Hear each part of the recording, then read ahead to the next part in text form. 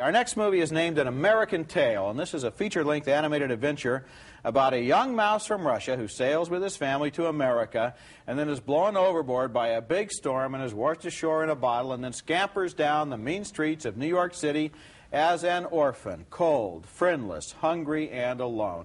This is the most downbeat children's movie since Return to Oz, which began, you may remember, with Dorothy being strapped down for electroshock therapy. What a wonderful, entertaining way for kids to go to the movies. Here's, in An American Tale, the little mouse, whose name is Fivo Mouskovitz, singing a sad song about his lost family.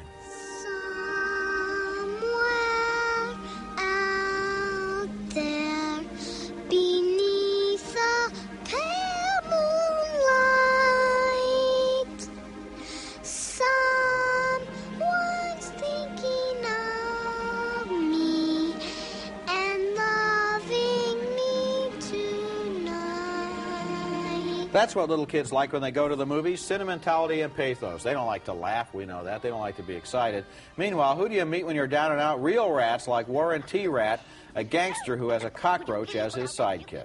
I'm suffocating down here. You don't like it? Hey, you know you're not the only cockroach in New York City. There are millions of roaches who give their left feet to work for Warren T. Rat. Oh, good. Fire me. I'm fed up with that filthy smoke. Hey. In this pocket... I've seen kitchen stoves cleaner than this place. Come on. Look at my suit. All right, Bridget, all right. Hey, how much money did we make today? Well, let's see. 7946, carry 1, drop 2.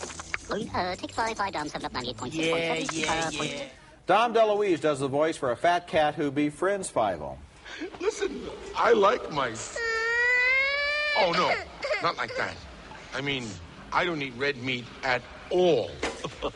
I'm a vegetarian. That's right. Oh, a little fish now and then. But what I really like is some nice broccoli. I think An American Tale is intended primarily for younger audiences. Oh, what tipped you off? Doesn't take a genius to figure that out. That's for sure. Usually when you see animated mice, it's not for the old folks.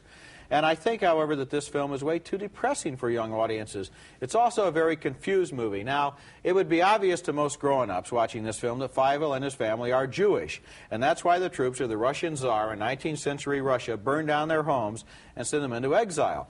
But the movie never mentions that point. This seems to be a Jewish parable that doesn't want to declare itself, and so it's as if the movie would mean more if you had the key, but in the meantime, what is your average kid going to think when the movie begins with soldiers burning down houses and not one word of explanation? It's very strange. They're talking about the pogroms, but they don't say what they're talking about.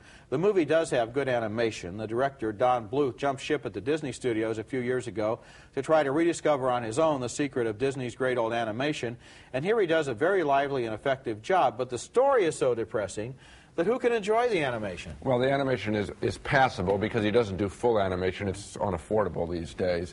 They did a nice job in The Great Mouse Detective. I think that was better animation. But I think you hit on something very, very important. They start out this story, and it is a Jewish story, and then they chicken out and leave it all alone. Mm-hmm. And what we get is other mice, other ethnic groups coming into America, and you get, actually, some pretty bad stereotypes. You get the crooked Irish politician from Tammany Hall. You get the rich German aristocracy from Jews, but not identified as such. And you get the Italian, little caricature. We have a whole bunch of I think, sort of racist caricatures in this picture, and we drop the central Jewish figure because it could only be that they think that's too ethnic and won't make money at the box office. This film doesn't play fair with its story.